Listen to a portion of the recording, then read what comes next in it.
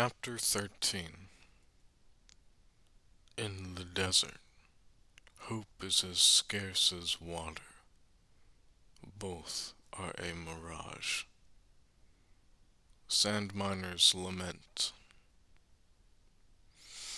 Even after the water ran out, they kept moving. They had to. English took the lead, frequently checking his paracompass, while Jesse and Bari plodded after him. There could be no turning back now. It was a hot afternoon, with the unrelenting sun in the western sky. They approached a low-hanging, discolored haze, and Jesse realized they had stumbled upon a patch of fumaroles. Though they had little hope of finding water there, they traveled toward the hissing steam vents. If nothing else, the chemical steam would obscure some of the painful sunlight. When the wind picked up, English looked around in concern. He touched the waxy scar on his cheek and met Jesse's gaze. "Weather's changing. I feel it." "How soon until the storm gets here?" Jesse asked. Bari searched the horizon for a wall of dust heading their way. "No telling," English answered. "They're capricious things. Could come right at us, no matter where we hide. Or the weather front might turn aside and go somewhere else entirely." Taking shelter in partial shade among the sulfur-painted rocks near the roar of a fumarole, they sat down to rest. Jesse opened his pack and withdrew his paracompass. "I need to know how far we have left to go." To his dismay, when he studied the coordinates, their destination seemed farther away than ever. The directional needle pointed at an extreme angle from where they'd been heading. "William, check your compass." The spice foreman held his device next to Jesse's. After comparing, both men were astonished to see that the readings were entirely different. When English pushed the reset button, his needle spun until it landed at a new spot. Jesse did the same, and now the direction on his instrument pointed back the way they had come. The men looked at each other. "More sabotage?" Jesse asked. "No, I think it's magnetite in the dunes," English said, his voice thick with discouragement. "Static energy from the storm front, or maybe from a sandworm. It scrambled the compasses." Jesse reset his device again, and now the needle spun in wild circles. English slumped in hopeless surrender. "We weren't going in the right direction. We have no way of knowing where the outpost is, and now we can't even find our way back to the Ornajet. Our footprints would have been erased days ago." Jesse was not willing to show fear in front of his son. They had been wandering in the desert, possibly going in circles. In the open expanse, he could not begin to guess where anything might be. The Imperial outpost, the city of Carthage, the burned Ornajet, or the forward base. They were utterly lost, and they had run out of water. Reaching an edge of desperation, English staggered to the discolored sands near a fumarole. He stood there poised for a long moment, staring down as if in a daze. Jesse wondered if the man intended to plunge head first into the exhalating vapors. "How can anything survive out here?" English finally said. "Every living thing needs water." Maybe we should have drunk the blood of those kangaroo mice. I tried to catch them, Bari said, his voice dry and raspy. English bent closer to the crusty sands near the fumarole, as fiercely intent as a hunter. His voice dropped to a whisper. But immense creatures live in the sands. There has to be water. The bedraggled spice foreman slowly extended his hands toward shapes that writhed and squirmed in the warm sands around the steam vent. He lunged, digging his hands through the powdery crust. Like a dog, he furiously scooped sand aside, burrowing, clawing, until he finally seized something. He struggled, cried out in triumph, and lurched backward, uprooting a shapeless blob that looked like a gigantic cell as long as his forearm.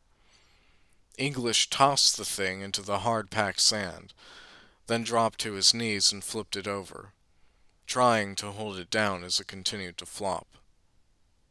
Bari hurried forward, full of boyish curiosity, despite their ordeal. What's that? Sandtrap.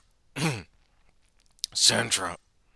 Dr. Haynes told me they're often found near fumaroles.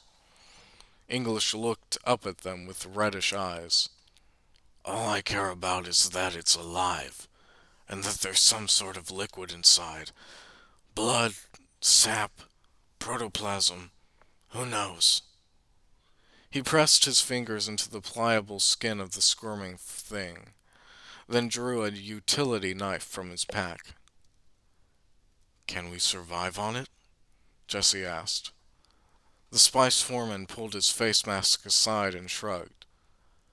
I've never heard of anyone eating a sand trout. As far as I know, nobody's had to. What if it's poison? Bari asked.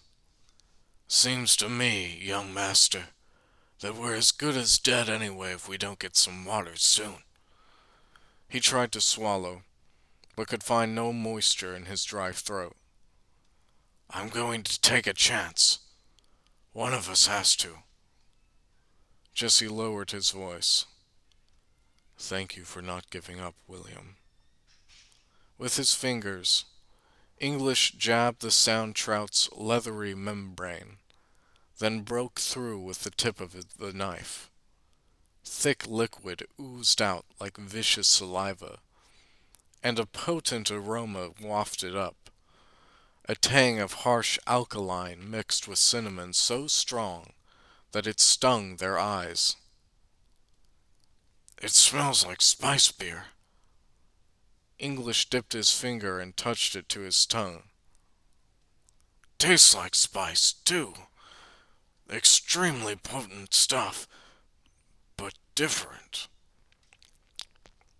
Surrendering caution, desperately thirsty, he lowered his mouth to the still squirming sand trout. With his eyes closed, he took a long slurp of the slimy fluid. Jesse had wanted English to take just a small taste, to wait and see if there might be adverse effects, but considering their complete lack of supplies, his warning would have meant nothing. Bari moved forward, looking thirstily at the sand trout and the slick fluid oozing from it. Suddenly, English sat ramrod straight and dropped the protoplasmic creature to the packed ground. It burns, but it sparkles like 1,000 tiny explosions in my mouth. He touched his sternum. In my chest, moving its way down. He drew a long, gasping breath and stretched his arms out to both sides, straining as if he meant to pull his own fingertips out of their sockets. I can feel it all the way to my fingertips, like landmines exploding energy to every one of my cells. He lunged to his feet and shuddered, then stared into a sky that was already growing restless from the oncoming storm. This is the spice, the heart of Dune World. I can feel the sandworms. Jesse reached out to grab the man's arms. William, take deep breaths. Control yourself. You're having an adverse. Eyes wild, the spice foreman turned in a slow circle. I can sense everything beneath us, and all around. The spice, the worms, sand plankton, and more. Wonders we have never seen or imagined. Ah! English struck Jesse, knocking him away, and dropped back to his knees. Like a madman, English grabbed the sand trout carcass, plunged his face into the vicious moistness, and plunged his face into the viscous moistness, slurped up more of the fluid, and began to laugh. When his eyes settled on Barty, he rushed over to the boy, yelling, I'm alive! I can see the future and the past, but which is which? Jesse pushed him away, standing between the wild man and his son. Stay away, William. I can sail through the dunes, dive under them, tunnel deeper. Must protect the spice, the spores. He grabbed Jesse by the chest and leaned toward him, frantic.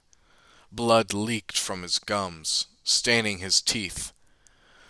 Too much spice, but never enough spice. Must protect the spice, the sandworms. I am a sandworm. Hemorrhages blossomed in the whites of the scarred man's eyes. Within seconds, English began weeping blood. Still raving, he touched his eyes, looking at his scarlet-stained fingertips. The spice! The spice! It has us all trapped. We'll never break free. Father, what's happening to him? Barty cried. We've got to help. There's no way to do that, Jesse said. He's had too much spice. An overdose. English bolted into the steamy field of fumaroles. Find the spice! Become one with the spice! One with the sandworms! Screaming, he ran headlong until the ground dropped from beneath him, the swirling mouth of a sand whirlpool. William! Jesse rushed forward, but stopped himself, realizing the danger of the treacherous ground. William! As the sand spun and sucked him down, English cried out with laughter and howled in delight. He seemed to want to be drawn underground, and the sand whirlpool obliged him. Barry started toward the foreman, but Jesse held him back. English's upraised, slime-slick hands vanished, leaving only the faint stirrings of the top powdery layer. He's gone forever, Barry said. Jesse sank down next to his son. Now it's just the two of us. After a long moment, Barry strengthened his shoulders and clasped his father's hand. His voice was very small. Just the two of us.